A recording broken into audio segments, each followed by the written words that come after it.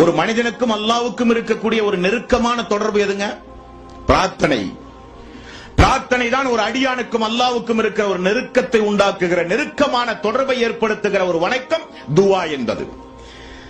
நம்முடைய பாவங்கள் மன்னிக்கப்பட வேண்டுமானால், மறுமை நாளில் உயர் அந்தஸ்தை அல்லாஹ்விடத்திலே கேட்டு பெற வேண்டுமானால், அல்லாஹ்வுக்கும் நமக்கும் ஒரு இணக்கம் உண்டாக வேண்டுமானால், நமக்கு நம்முடைய துஆ அல்லாஹ்விடத்திலே அங்கீகரிக்கப்பட வேண்டும்.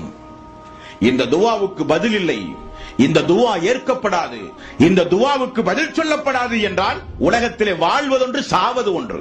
பயணத்தில் கேட்கப்படுகிற பிரார்த்தனை அல்லாஹ்விடத்திலே அங்கீகரிக்கப்படும் என்றார்கள் ரசூலுல்லாஹி ஸல்லல்லாஹு அலைஹி வஸல்லம். அப்படிப்பட்ட பயணத்தில் ஒரு அமடியான் அமர்ந்து கொண்டு ஒரு பிரார்த்தனை செய்கிறார். ரசூலுல்லாஹி ஸல்லல்லாஹு அலைஹி வஸல்லம் அவர்கள் சொன்னார்கள், துஆ ஏற்றுக்கொள்ளப்படாது என்றார்கள். எவ்வளவு பெரிய கடுமையான வாசகம்!